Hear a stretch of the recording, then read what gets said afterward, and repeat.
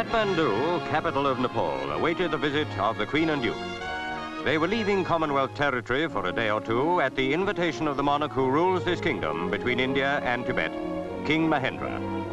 With Queen Ratna, he was at the airport to meet his guests.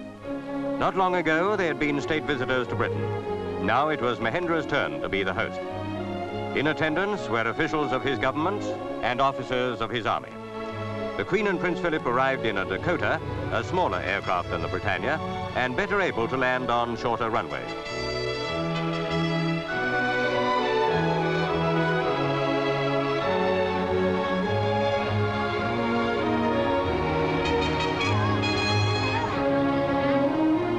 Mahendra's kingdom is a little over 500 miles in length, and Katmandu lies among the fertile valleys sheltered by the Himalayan foothills. Here, the Queen and Duke must have seemed to be in another world with its own standards of values and beliefs. Almost everywhere, the sweet smell of incense proclaims the worship of Buddha. The monarchs drove away from the airport together.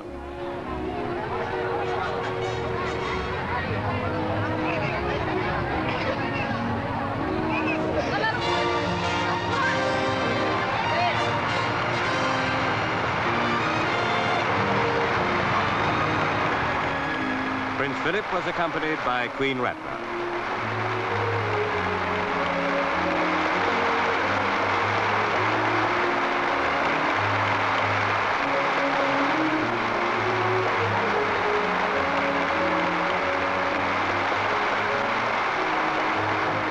A tiger shoot had been organized by King Mahendra.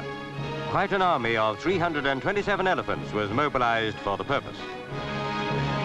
Her Majesty rode a saddled elephant on the way to the set, as the area is called, into which the tiger is driven.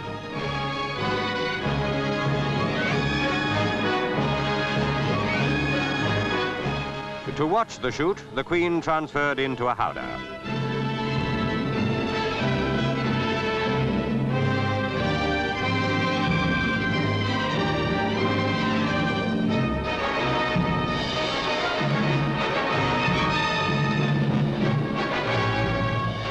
Cordoned by a sort of wall of white canvas was the space where it was hoped that the tiger would expose itself to the guns. Keen eyes peered at the undergrowth, and yes, there was the tiger.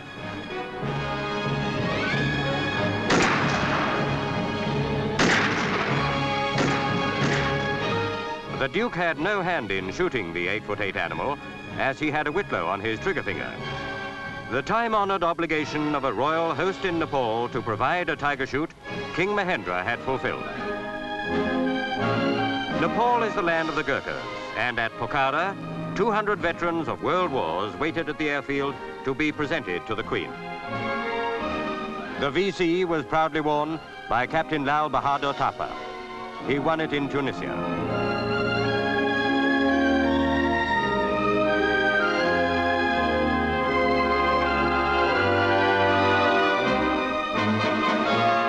One of the senior warriors displayed a First World War discharge paper bearing the photograph of George V, the Queen's grandfather.